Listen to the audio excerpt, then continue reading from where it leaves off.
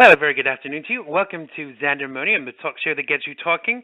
I'm Xander Gibb, and on today's show, I will be breaking down this week's hotter topics with my co-host, broadcaster, writer, producer, and singer, Tyhe Paul Egar. And later on in the show, we'll be getting you to call in and tell us even, your secrets, and we'll be telling you some of ours on 347-884-9061. 347-884-9061. How well do you ever really know someone? We'll be talking secrets later on in the show. So you can interact with us during the show in the chat room at the bottom of the page. Keep scrolling down, and if it doesn't let you in, you actually need to register with Blog Talk, either with Facebook or Twitter. It's very simple. You just click to register, and it will let you join. You can also call us with your questions and your comments and your secrets. Don't forget your secrets. There will be a prize for the best secret of the day on 347-884-9061. That's 347-884-9061. Or on Twitter, you can tweet me at Xander Gibb, Xandergibb, capital X, capital G. Don't forget that at symbol. And you can also tweet Tyhe. You can tweet Tyhe on at Tyhe Paul Egar, TYHEPAULEGAR, capital T, capital P, capital E, and don't forget that at symbol. Tweet me, Xander Gibb, if you're too shy, and I will make your point for you. Oh, yes, indeed, I will. So as this year draws to a close, I began to think about the things I had accomplished personally this year and how I had progressed in the 365 days, 525,600 minutes, no pun intended. But how do you measure your year, listeners? So my accomplishments were many this year, very surprising to myself. And to be honest, I'm still in awe of some of the things I've managed to achieve this year, as well as writing and producing a radio show and being 8 episodes in of my TV chat show that I write, host, and present. I also released my debut novel. It's doing pretty well, The Boy from Beyond the Ice House, available from Amazon and all good booksellers. A little plug there for you. I also finally got to grips with my weight issues and have been on a health plan for nearly 3 months and have lost nearly 23 pounds. Yes, me, Xander Gibb. I am losing weight and feeling amazing. Now, as long-term listeners to the show are aware, as someone who has suffered with depression, the fact that I'm doing so many things could have really tipped the balance, but thankfully it didn't. So all things considered, 2014 was a good year for me. Was it a good year for you? Call and tell us, 347-884-9061. But I'm really hoping that 2015 is going to be better, so much better, not just for me, but for all of you out there too. Now, I think the key to my success is simple, but very multifaceted. No, not just that I'm young, beautiful, and talented, but all joking aside, those things help. But the key to all of this, as far as I am concerned, is remaining positive, even when the storms come. Now, that has been the hardest thing for me, as life's challenges and ups and downs being so unpredictable. But I weathered the storms and I lived in faith and not fear. Now, that doesn't mean to say everything is perfect and peachy. Far from it, but I've managed to be able to survive in the face of adversity, and you can too. Now, that was Xander's soapbox for this week. If you'd like to come and get on your soapbox and talk about absolutely anything that is bothering you, getting your goat, even if it's me or Tyhe, you can email us at xander@xandergibb.com. That's xander@xandergibb.com. Oh, yes, indeed. Don't forget, we will be talking secrets later on in the show, and Tyhe and I will be sharing some of our secrets. Yes, folks, it's true. I'm really a man.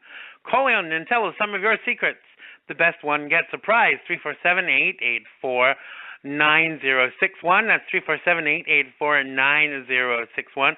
All this in Hanukkah a week early this year. Oy vey, how will I cope? I wonder how. So joining me to break down this week's hotter topics, the issues that matter, is my co-host, broadcaster, writer, producer, and singer, all the way live from Las Vegas. It is Mr. T.P. Egar. Welcome back, Tyhe. How you doing? I'm good. How's it Hello, things how are in you? Las Vegas? There's actually a band called Las Vegas, by the way, so we're giving them a huge free plug. Hello, Really? Las Vegas. They're quite successful here. I have a couple of friends, you know, Colin and Justin, the designers.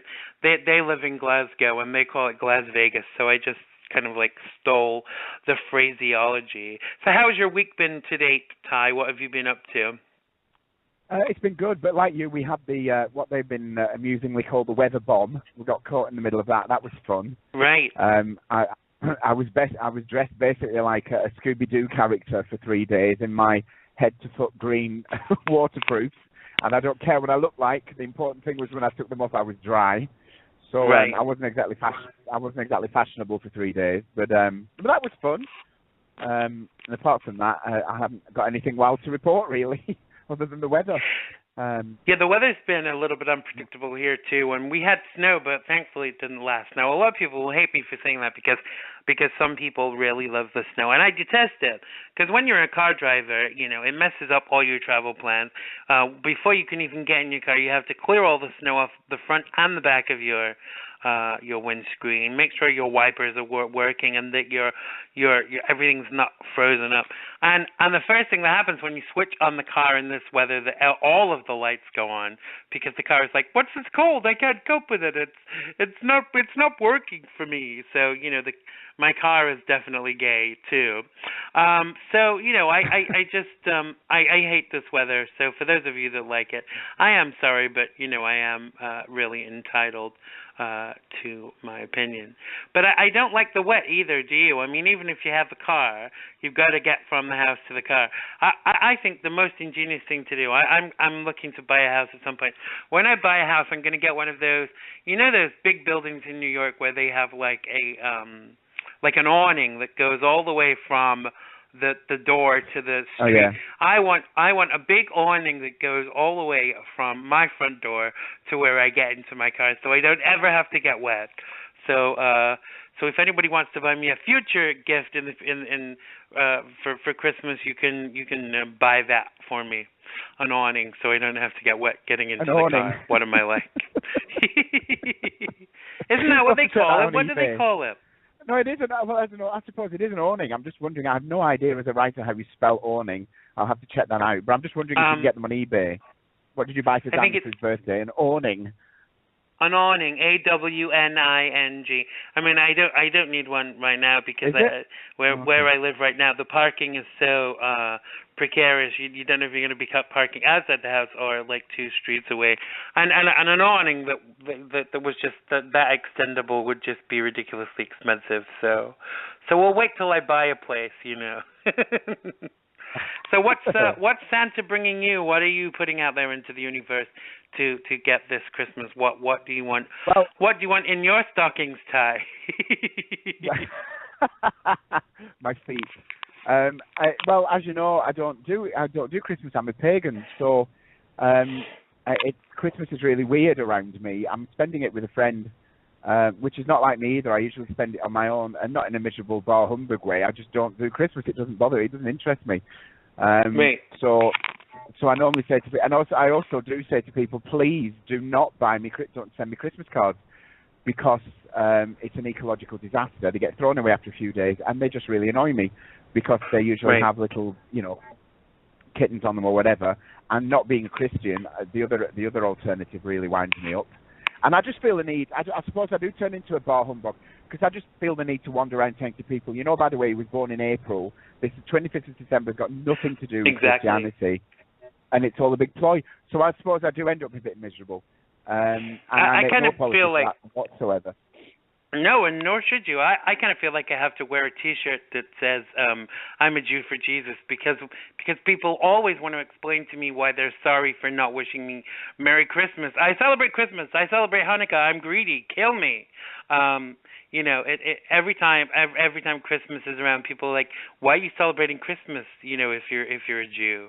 So I think I need to get a tattoo that identifies me as recognizing Jesus as my savior too, just so we don't have to have all of these awkward conversations about what my beliefs are. Because even the strict Jews that I know, they'll still have a Christmas tree if they live in a Christian country. They will kind of like be involved in the festivities because you get the day off for Christmas, whether you're Jewish or pagan or whatever else, don't you? Let's face it. Well, you see, but that's my big issue. You see, because I see people say to me, "Well, do you put a tree up?" And I said, "Well, technically, it's me that should be putting the tree up, not you, because that's where you get the tree. The tree is the pagan symbol. That's the symbolism from the pagan. Because actually, the 25th of December or that era, the winter solstice, is the celebration that the crops were successful for that year, or part of it is the crops were successful for that year.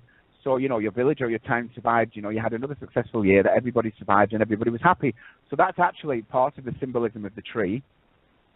So it's got nothing to do with Christmas.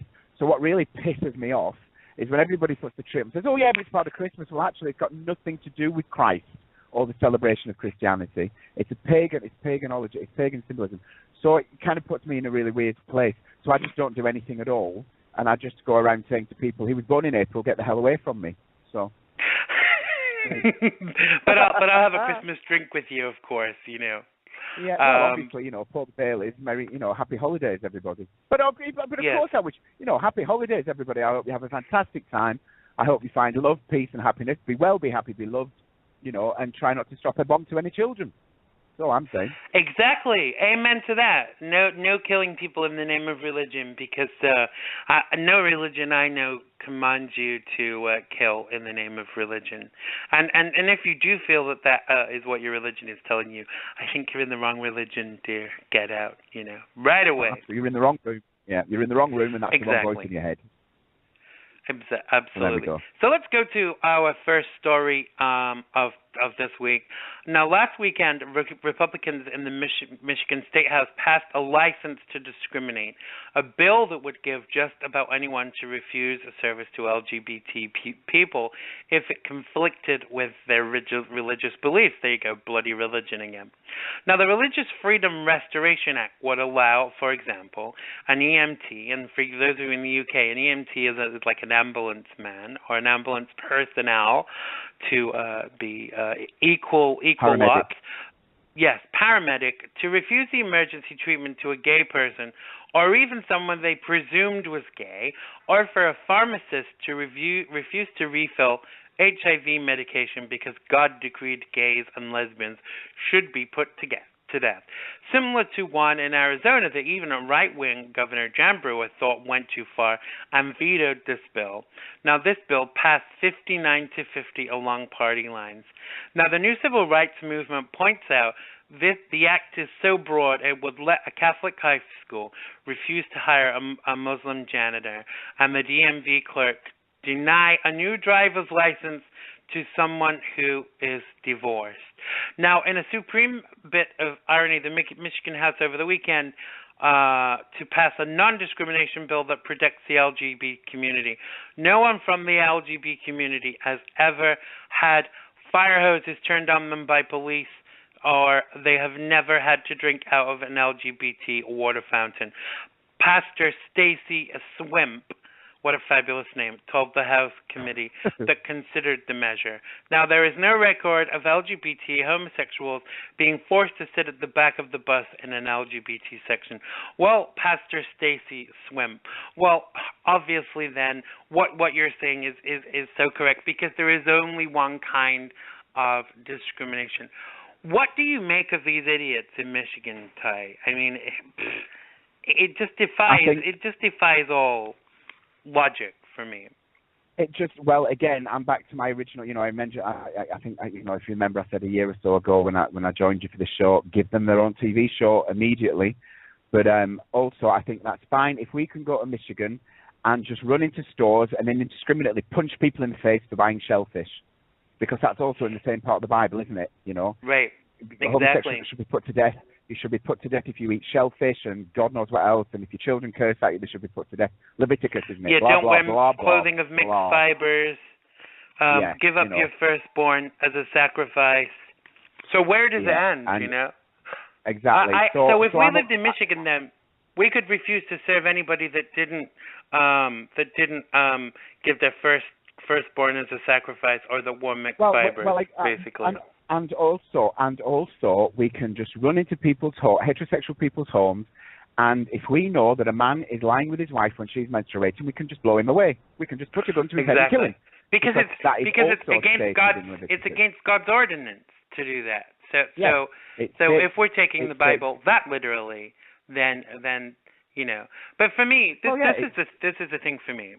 Now, a lot of this started a couple of years ago. Maybe it was last year or the year before, when there was this big hoo-ha about a gay couple that wanted a baker who happened to be a woman to make them a cake for a gay wedding, and they refused to do so. And the baker refused to do so because she said it went against what she thought. Now, personally, if I was going to be getting married next week and I went to a baker and they said, "I'm sorry, Xander, I can't bake your cake because I don't agree with your lifestyle," the first thing I would do is go to another baker, because I don't want someone baking my cake. It sounds quite euphemistic, though, doesn't it? I don't want someone making a cake for my wedding. I'm pouring their wrath into it. Now, you don't have to believe the same as me, and clearly you don't have to provide services to me because I happen to be gay. But you see, what they forgot was the knock-on effect of this, if it's starting to work both ways. Now, the governor of New Mexico was having her hair done. I think that actually happened this year, and the hairdresser refused to do the governor of New Mexico's hair because basically he was gay and he disagreed with the fact that she wanted to exercise her right under this Religious Freedom Act. So it becomes very, there are going to be a lot of people a lot poorer for this, because if you're going to be refusing services to anybody in this kind of economic climate, your pocket is going to be severely affected by it. Well, I think for start, right, okay, if you want to go down the road of from a moral high ground, that's fair enough. I don't think you should be able to force anybody to do anything that goes against the moral belief, okay? Because that's slavery. So if you don't want to bake me a cake because I'm gay, that's fine. If you don't want to do my hair because I'm gay, that's fine. Okay, cool, I'll go somewhere else. But when you start saying that you can deny somebody medical treatment or you can put somebody's life in danger because you don't believe, then no, that's not acceptable. Because if you're basically saying, I want to be a doctor, but I only want to treat those people I see fit, well, no, then you're not fit to be a doctor instantly, or you're not fit to be a paramedic instantly. So think very carefully before you train at college and university about what you want to do. There is no place in there for religion at all. There's no place in politics for religion. There is no place in health for religion. There's no place for religion in a lot of places. So that's what you've got to be careful in. But under no circumstances do I want anyone near me. And I wouldn't want somebody to marry me who hates me. Again, I don't want to be able to force a priest to marry me. Not into that shit at all, So that's cool. Definitely not. Fine, don't do it. Go away. I will find somebody who wants to do that, who wants to work with me, who wants to bake for me, who wants to marry me, whatever it is. But in this situation, no, it's absolutely not acceptable. But I'm really bored, tired, and angry, I suppose. Well, I'm not angry anymore. I'm just bored with it. People quoting one specific line of Leviticus. When will some politician please stand up and say, right, okay, if you want to enforce this one piece of Leviticus, then I feel a need to enforce the rest of it. So let's stop the selling of shellfish. Let's start executing children in the streets. Let's start executing heterosexual husbands who we know for a fact are sleeping with their women when they are bleeding. I mean, enough is enough. Do you know what I mean? It's just got to stop. And it's absurd. And only in America, frankly. I'm sorry, America, because I actually love you. I love visiting. I love American people because you're crazy. You are batshit crazy. You make English people look normal, which, trust me, takes practice. But this is just It's got to. I mean, I'm sick and tired of hearing this Leviticus nonsense, really. And it's just that one line constantly you throw out, and you conveniently forget the rest of it. And also, and creationists, really grow up. It's just got to stop. If we're going to start enforcing things, if we're going to start enforcing anything, then let's start educating kids properly. All right. Well, you know what, Tyhe, for me, about nutrition and finance. Let's start educating them properly about things. Absolutely, and the very first time an EMT or a paramedic or whatever you want to call them refuses to treat someone and they die, they should be prosecuted for that. Because if your job is to sustain life, if your job, because the paramedic, their job basically is to keep you alive long enough to get you to the hospital so you can be treated. If anyone dies because of this ridiculous act, then they should be tried for manslaughter without a doubt. Because if your job is to promote life and then you refuse to do it for anybody, because to me, I know how to resuscitate someone. I know you do too. But if the biggest homophobe in the world dropped dead in front of me and needed to be resuscitated, I'm not going to say I'm not going to resuscitate you because you're homophobic, because what does that say about me? Well, I would rather let you die than resuscitate you because you're homophobic. I'm turning the table now, but what does that say about me if I do that? Well, exactly. But isn't this the point? All these people that are shouting that they are better than us are saying something incredible about themselves. What they're saying is that they are really the lowest common denominator, because they're prepared to let somebody die because they feel they are superior. Because it says in this book that I'm better than you, but the whole point of this book is saying, well, we all should be loving each other and nobody's better than the next person. So they're just a walking contradiction, a walking hypocrisy, and they're full of hatred. They're full of everything. They're an absolute oxymoron, and they're happy to let people die, potentially, because I think it's becoming... they perceive. I think you hit the nail on the head. It's actually just becoming very nauseating, because in this country, legally, we have what's known as a separation of church and state.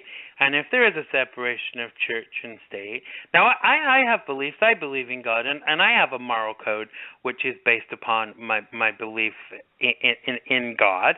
But I would never, ever try to use that in a bad way, because for me, these things are supposed to be good and pure, and to use them in those ways is an absolute slap in the face to God. Even if you don't believe in God, if someone believes in God and they use these things in this way, it's totally abhorrent to God. And this ideology, this is the thing. I don't know how much of the Bible you've read, Tyhe, but the Bible has this message that sin is sin and sin is sin. It's no different to steal $50 from your employer than it is to kill someone. It's still sin. There's no grading in sin. Now, if you believe that it's a sin to be gay, and the Bible teaches there is no sin, I'm not saying I believe that, because obviously I don't. But what is the difference then between stealing $50 from your boss and being involved in a homosexual act if there's no grading in sin? So take the splinter out of your own eye first. Take the tree out of your own eye first before telling someone to take the splinter out of theirs, because this is just becoming boring now. It really is just boring. And if you're refusing primary services like healthcare and things like that to people because they're gay, you are the one with the problem. Well, also you're also saying that you're prepared to let somebody die, so you can take your Christianity and shove it where the sun don't shine. Because I have read the Bible from beginning to end, and I'm fairly sure that the message in there is not love thy neighbour as long as it suits you. But right. That's just my translation. Exactly. I just think that what people tending to do now is pick and choose the bits that they want. It's kind of like the Constitution. They pick and choose from what they feel what benefits them. And to me, that's kind of, they've always done that. That's the problem with it. That's why there are so many different translations, though, isn't it? Like the Westboro Baptist Church. I mean, look at what they do. They're a disgrace to humanity. Exactly. And yet, they have the nerve to say, "Can you please let us bury him in peace?" And yet have desecrated and devastated people since the beginning of since the start of their church. And misquote things constantly, and people quote whatever. Since the Bible was written, people have only ever quoted the parts that it suits them to quote. The rest of the time they have this lovely amnesia about the bits that would actually emphasize their disgraceful behavior. That just gets swept away. We don't discuss that part. The idea that they can still have slaves, the idea that women, I suppose, are still second-class citizens. The Bible is not great. It doesn't talk well of women. It doesn't speak well to women. And yet they'll quite happily dish out the dirt, well, it says this about you. And I think, well, actually, honey, have a read about what it says about you. It's not over complimentary, but we'll just read the bits that suit us.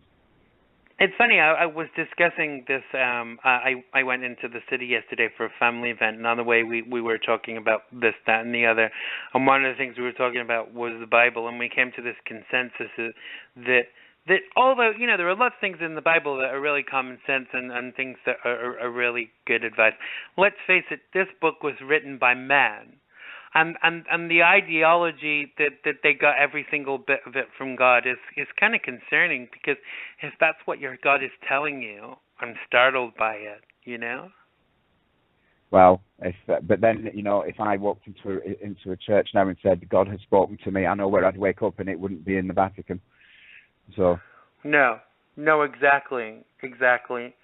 I just think, I'm trying to, I've just been kind of in awe of the human race for a long time, and they want things to change, but my ideology is change starts with you. Be that change.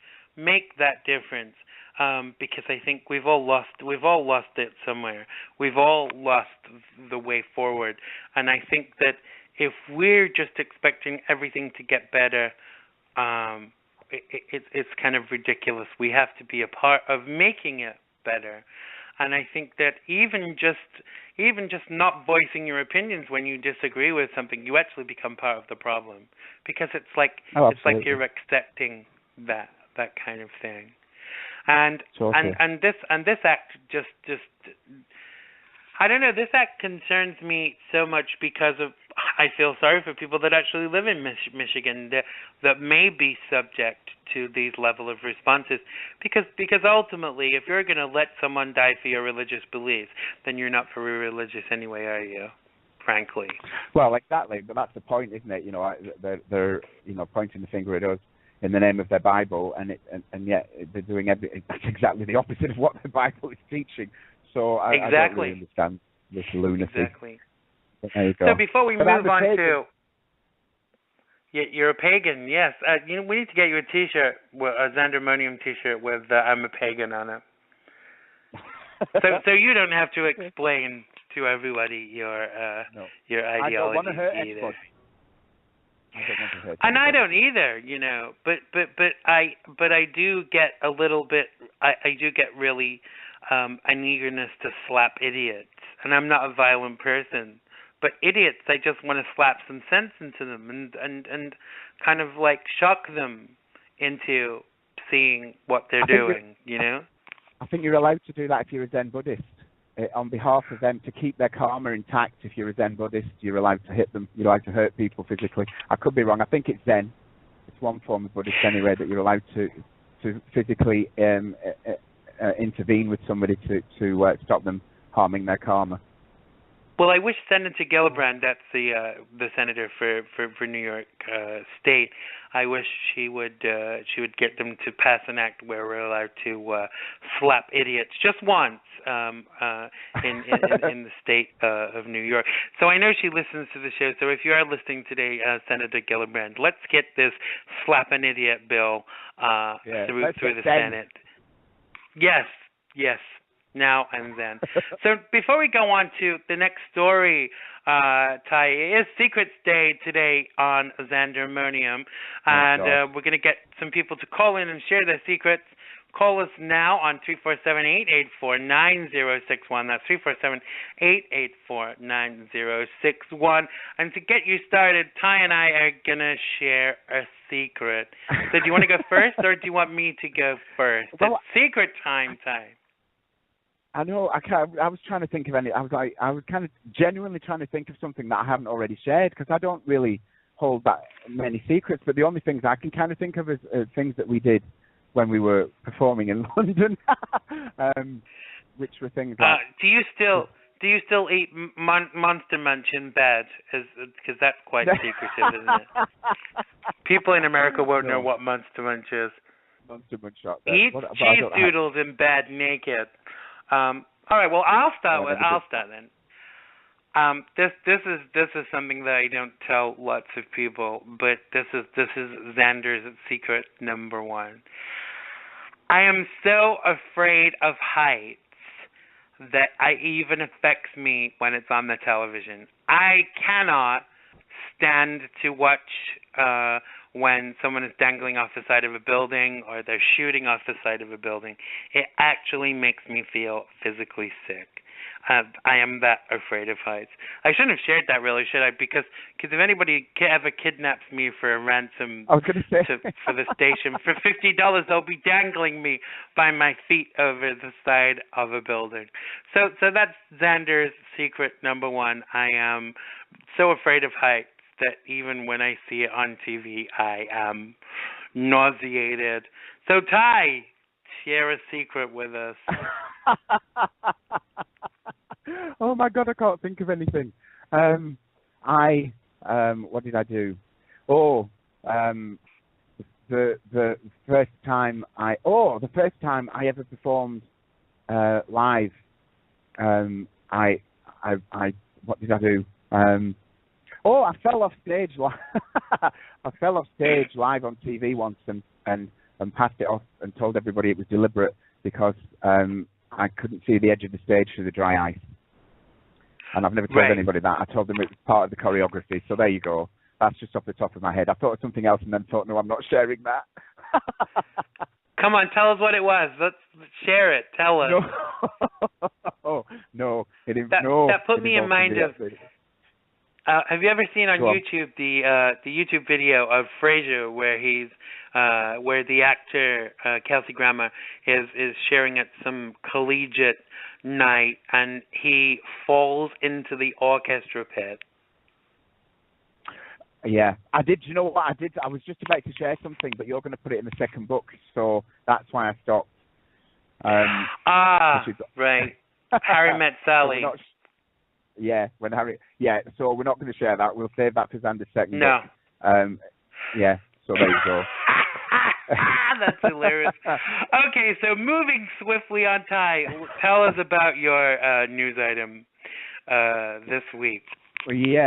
So, kind of entitled Till Death Do Us Part. So I wanted to talk about this. So Brian Dewani, who is the Indian man who walked free from a courtroom in South Africa this week, as the judge threw out the case against him, accusing him of murdering his wife, Annie Dewani, whilst on honeymoon in South Africa. During the trial, Dewani's barrister, Francois Van Zyl, proposed two versions of events. First was a robbery gone wrong, suggesting that Annie may have accidentally been shot in the head by one of the robbers trying to grab her handbag. And the second theory was that it was a kidnapping gone wrong. This theory was based on the testimony of a man with a criminal past, Bernard Mitchell, who claimed the taxi driver Zola Tongo told him about that. There have been some outrageous twists during this trial, such as Van Zyl evidencing that three of the so-called witnesses were actually allowed to discuss their evidence together. Before the trial, all three were offered deals, to the point where one of the perpetrators was even offered an immunity for his testimony. This caused concerns about Dewani being framed for his wife's murder. Even the Minister for Tourism was allegedly involved with concerns about the image for the country and damage of tourism, encouraging a swift trial.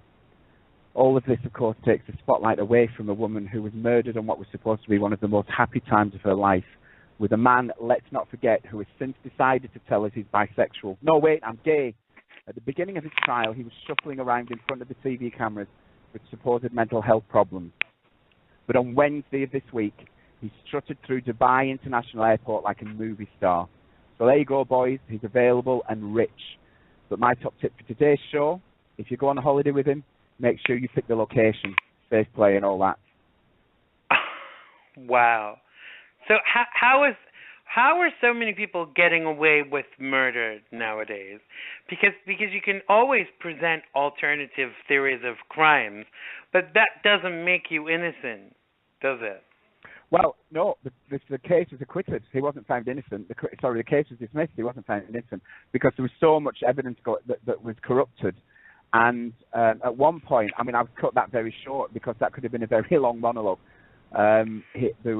Apparently Annie, his wife's brother, was allowed to see evidence illegally. I've said there the Minister for Travel, we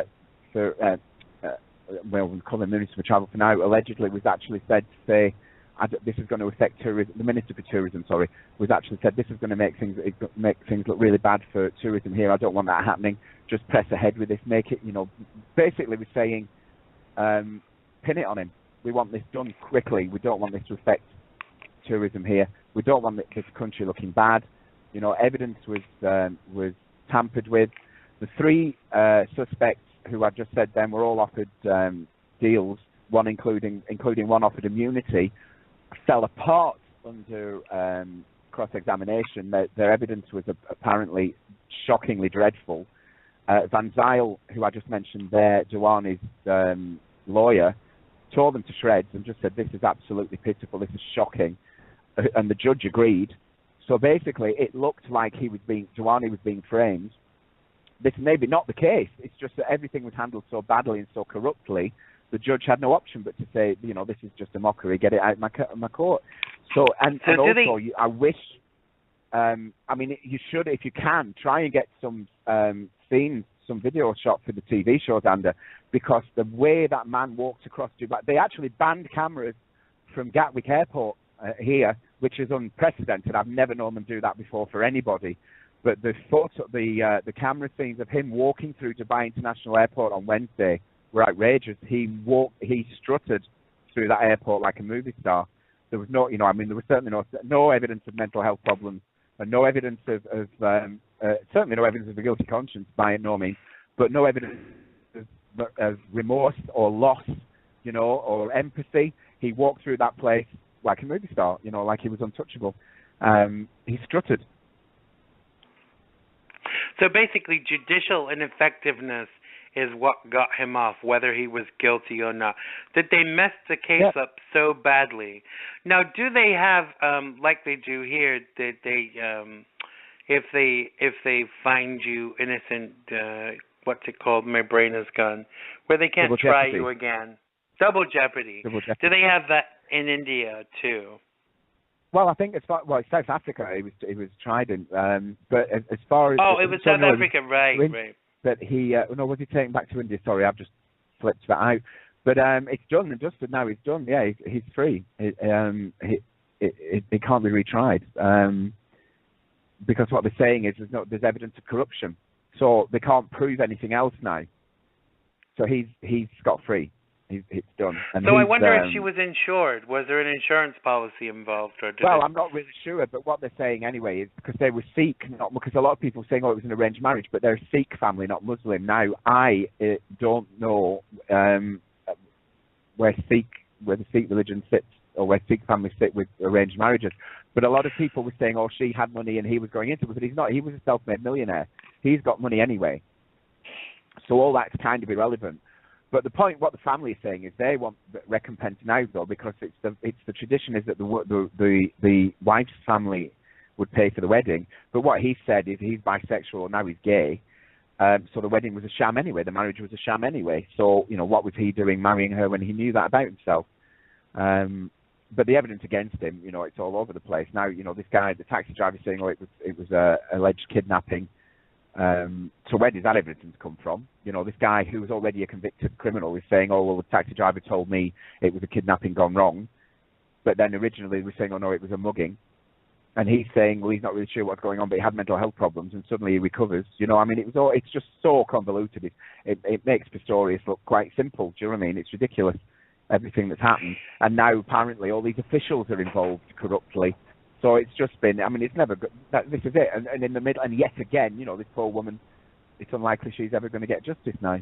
Because you can't prosecute people who you don't even know whether they were involved or not. They were just offered immunity. Well, you know, what does that say about it? There's always civil suits after things like that. Because even before in this country where people have been found not guilty of murder, the family of the murder victim has then taken out a civil suit against individuals, you know. I know, but I don't think it goes very far. I don't think that they very, very rarely get anywhere, except it usually just costs them money and they lose in the end.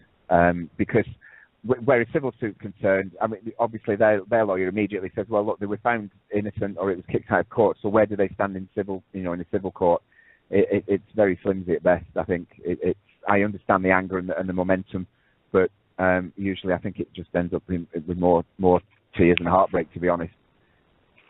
It must be double insulting if a family member of yours has been killed and they never find the person that did it, or the person that did it gets off with it. Because I remember when I was a teenager, I remember people that had been to court and people would say, oh, you got off with it. And they go, no, I didn't get off with it. I was found not guilty. There's a difference. And I used to think, so what is the difference, you know? Do you know what I mean? Well, but this is also the problem for him. Again, let's just be, you know, to be balanced, you know, Xandermonium, let's not be accused of, you know, being the arch enemy of people. The problem for him now is, what if it was a setup, you know? What if it was genuinely a kidnapping gone wrong or a mugging gone wrong? Because he's no way now of proving that. Because there was so much, you know, I have to say, I doubt it, but there was so much corruption of evidence going on that he's no way of proving it either now. Although from what I saw of him, I have to say I wasn't much impressed with his attitude or his behaviour. But this is the problem, isn't it? Though you know you're right. But Pistorius apparently, just to bring it back to that though, apparently they're now trying to retry him for murder, which is interesting. Well, that was ridiculous anyway, because I mean, you know, I have to thank the Lord, but if I was going to the bathroom in the night, I would want to put my you wouldn't crawl to the bathroom, would you? Let's face it. Well, he might, because he's been, he would be, on his own like that, he would be used to moving in a different way towards, do you know what I mean? You wouldn't necessarily put your legs on in that situation. But we digress, but we actually could, because I want to come back to the Pistorius case, let's just see how that runs, because there's a lot more interesting facts I found out about that, so we'll come back to it. So let's stick with Duane for now, because that's a whole different show, folks. We're going to come back to the Pistorius. But yeah, so the corruption of evidence is so great now that's it. It's never going to be resurrected. So unless for whatever reason now somebody comes up with evidence to the contrary, you know, to say, right, we have found the person or the persons that killed her, you know, we can definitely prove that this is the guy that's fired the gun. Right. Because double jeopardy falls down with new evidence, doesn't it? Even in this country, if you've been found not guilty, and then they find new evidence, but the new evidence has to be kind of overwhelming. You know, it can't just be, well, this is it. They've just, something flimsy. Yeah, and they've just shown these witnesses to be, you know, useless. So they've had it from that point of view. All they could do now is prosecute whoever fired the gun, basically. But he's away. He's walked free. It's concerning, and I think that there was a time for a long time where they kind of always, you know, they could always prove who'd done stuff, you know, with forensics and things like that. But I think that even with forensics and things like that, criminals are actually learning how to get away with it, you know, like using gloves and things like that. But he was never accused of firing the gun. He was accused of being party to he was accused of arranging it. He was never accused of actually physically murdering his wife. He was accused of arranging the murder, the contract, whatever you want to call it. He was never accused of actually physically killing his wife himself. Right. Yeah, I was talking about more in general terms that even with forensics, people are finding ways of getting around it nowadays. Of course, people get clever, but then forensics is becoming more clever as well, aren't they? Things are changing all the time, and I think DNA. But whatever happens, people are never going to be able to fool DNA. Well, not for the foreseeable future, I suppose. It's only a matter of time before it changes. But because I think DNA is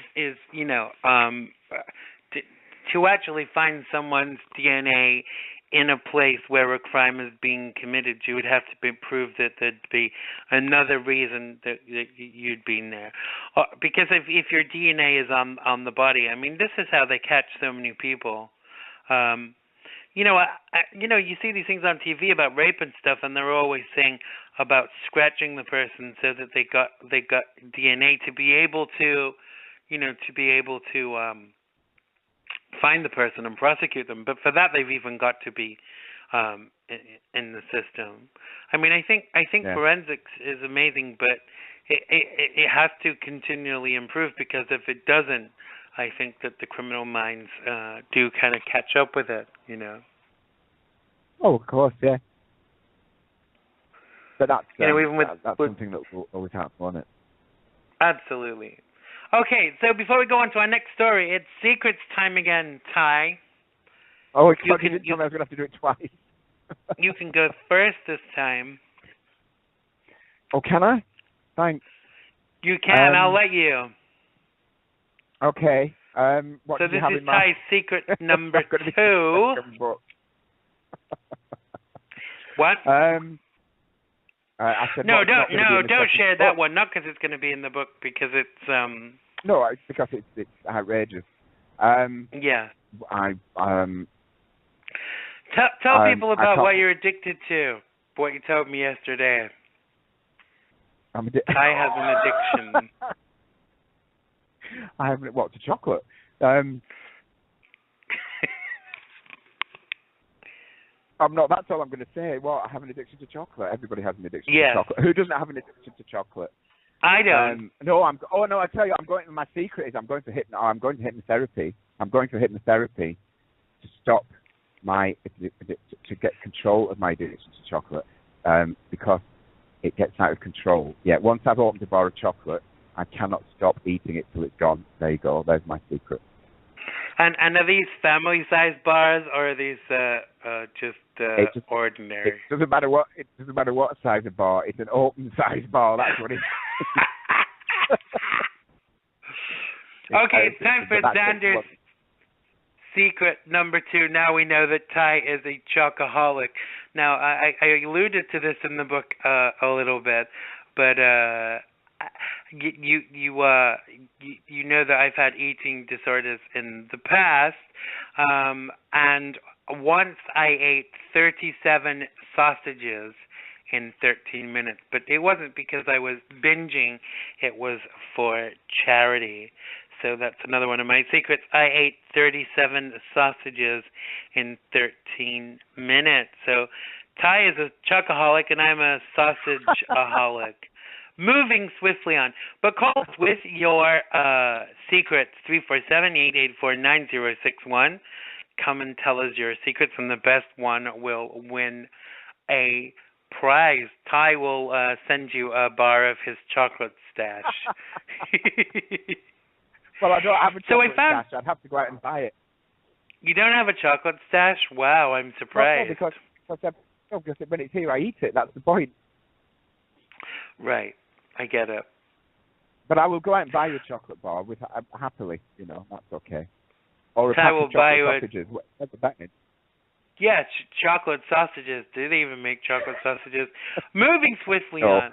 So, Ty, a woman in the San Luis Valley got quite a big surprise last week when she gave birth to a baby that came a little bigger and earlier than expected. Parents Alicia Hernandez and Francisco Garcia, they weren't married. That's really bad. Had been signed up for a C-section for Thursday, December 5th, and were expecting a 7-pound bundle of joy.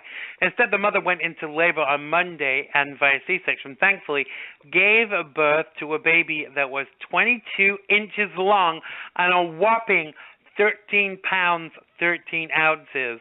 Now, the average weight of a newborn baby is around 7.5 pounds, which makes Mia Yasmin Garcia the heavyweight champion of newborn babies.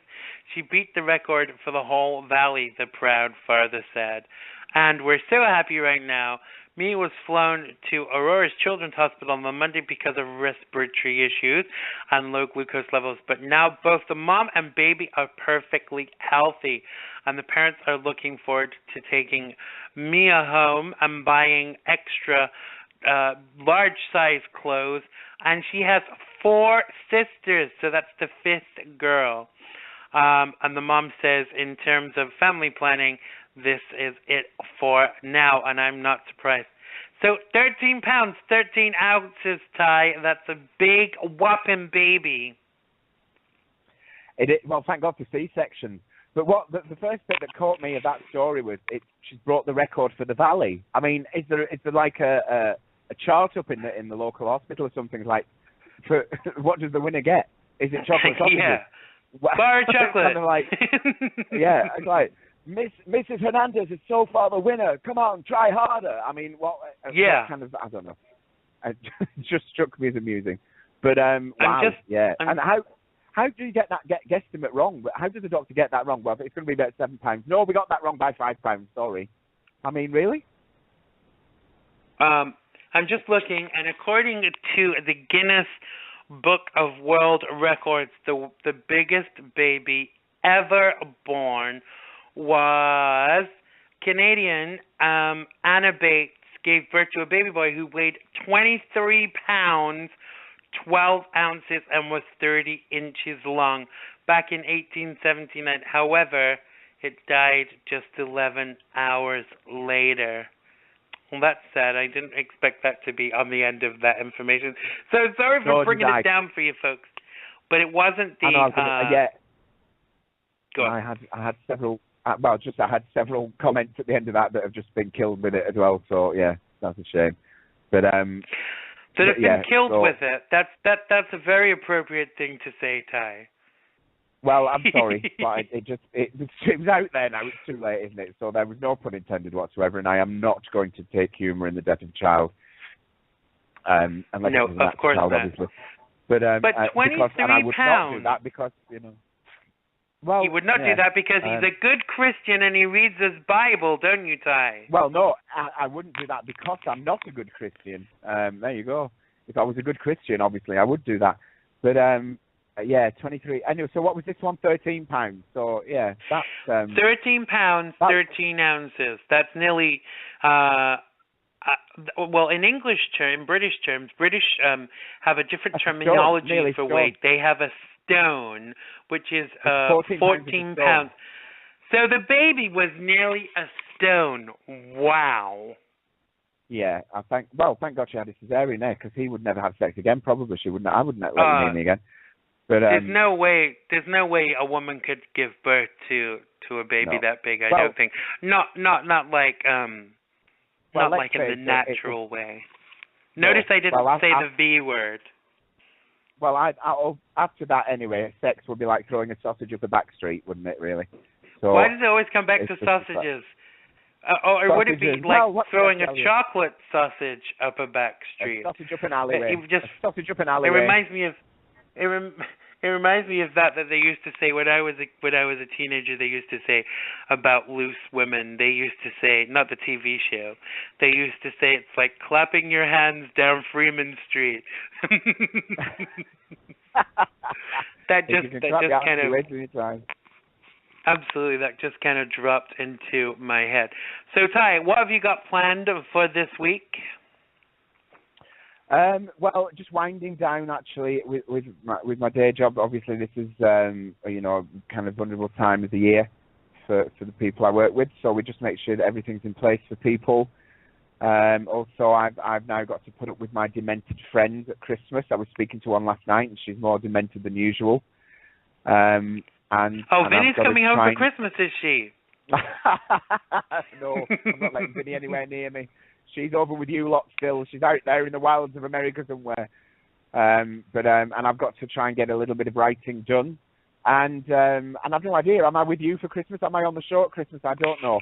But I've got to get... yes, you are. You're back on the 28th, and we're going to be doing a review of 2014. So make sure you join us for that. Right, okay. We're going to be looking at all the big issues of 2014, all the things that have happened, all the things that really stuck out for us in 2014. So we'll be doing that on the 28th.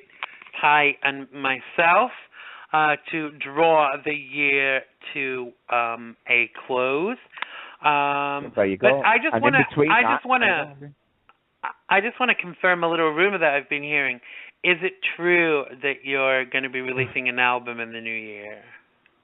Oh yeah, it is. But don't ask me whether we'll probably be a single first. But yes. I never said which new year. Notice.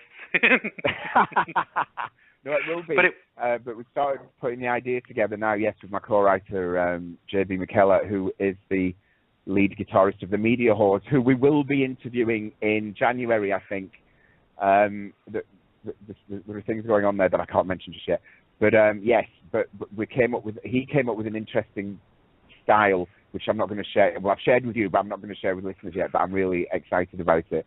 So there will be, yes, we are finally putting things together for the album, and it's a solo album. I think I've said this before. I've never done a solo album before, but yes, it will finally be happening. I wait with bated breath along with the listeners. It would be great to hear your solo album. But we're coming to the end of our time together. It's a bit shorter show today because we don't have a guest for part 2. So tell people where they can find you on social media and tell them where your website is, et cetera, et cetera. Oh, you can find me on Twitter at Egar, capital T, capital P, capital E. You can follow me on Instagram. I'm going to start using it properly, though, which is just TP Egar, all lowercase thing. And the easiest way to get me on everything, Facebook TP Egar as well, but the easiest way to find all of my links is just go to www.brokenflowersmultimedia.com. And everything about me is on there, and what we do with Broken Flowers Multimedia too. And, of course, there is a link to the lovely Xander. Absolutely, and if you go to www.xandergibb.com, go to the homepage. If you click on Tyhe's picture, that will take you to his website. So thanks so much for joining us today and sharing your own brand of opinion over there in Las Vegas, sir. And we will see you. We will see you in 2 weeks' time on the 28th. That will be after Christmas when we'll be reviewing 2014. We're going to look at what's been in 2014. Yeah. Happy holidays to you, Tyhe. Have a fabulous Christmas. Thanks for all your contributions to date on Xandermonium, and we look forward to speaking to you in a couple of weeks. Take care. Lots of love. Bye. Bye. That was the fabulous Tyhe Egar. Make sure you go check him out on Facebook and Twitter, and check out his website, www.brokenflowersmultimedia.com. Make sure you tell him that Xander sent you. Don't forget to follow me on Facebook and Twitter, and check out my TV show. There's another episode coming out in a couple of weeks. If you don't get it in your area, you can always watch it afterwards on YouTube. Thanks to everyone who's made today's show possible. Thanks to Tyhe, and thanks to you for listening, and we will see you next week. Thanks for listening, and I love you all. Bye-bye.